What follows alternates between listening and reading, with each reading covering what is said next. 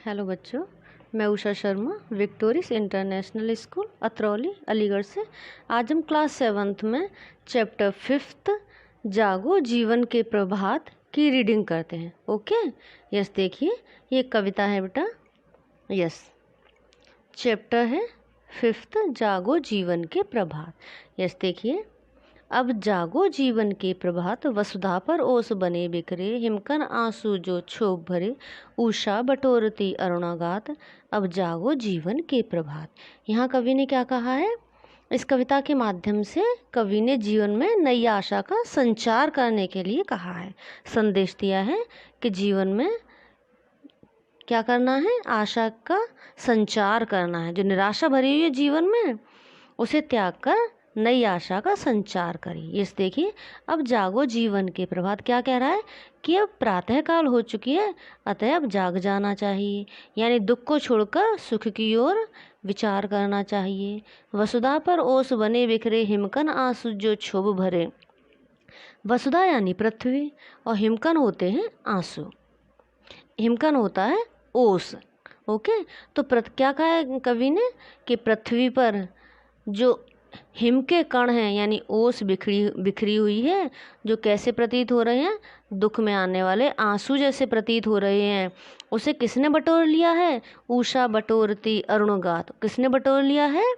सूर्य की प्रातःकालीन लालिमा ने उन आंसुओं को, यानी हिम के कणों को बटोर लिया है। अब जागो जीवन के प्रभात, अतः अब क्या है? जाग जाना चाहिए, प्रातःकाल हो गई है।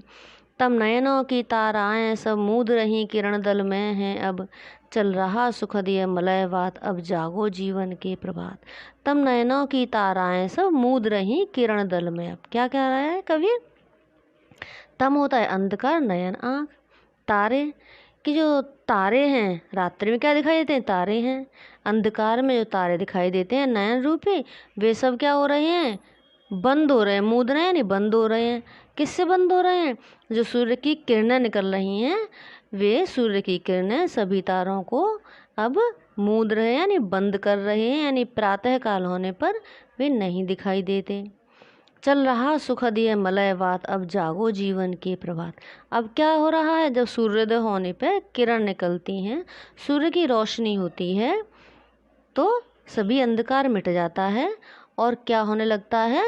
मलयगिरी पर्वत से शीतल मंद गति से सुगंधित हवा चलने लग जाती है। अतः क्या कह रहा है? अतः अब जाग जाना चाहिए। रजनी की लाज समेटो तो कलरव से उठकर भेंटो, तो अरुणाचल में चल रही बात, अब जागो जीवन के प्रभात। क्या कह रहा है कवि? रजनी होती है रात। रजनी क्या है? रजनी है रात्रि भी मिट चुकी है, यानी समाप्त हो चुकी है। जो रात्रि का अंधेरा था वह मिट चुका है, यानी जो दुख थे वे जीवन से जाने वाले हैं। कलरव से उठकर भेंटो, तो कलरव होता है पक्षियों की चहचहाट। अब किससे मिलना है? हमें पक्षी रूपी चहचहाट के सुखों से मिलना है। जो सुख है किस रूप में? पक्षियों के शोर के रूप में, उससे हमें आकर मिलना है। अरुणाचल में चल रही बात, अब जागो जीवन के प्रभात। जो क्या चल रहा है? धीमी गति से, मंद गति से शीतल हवा चल रही है, उससे हमें भेंट करनी है।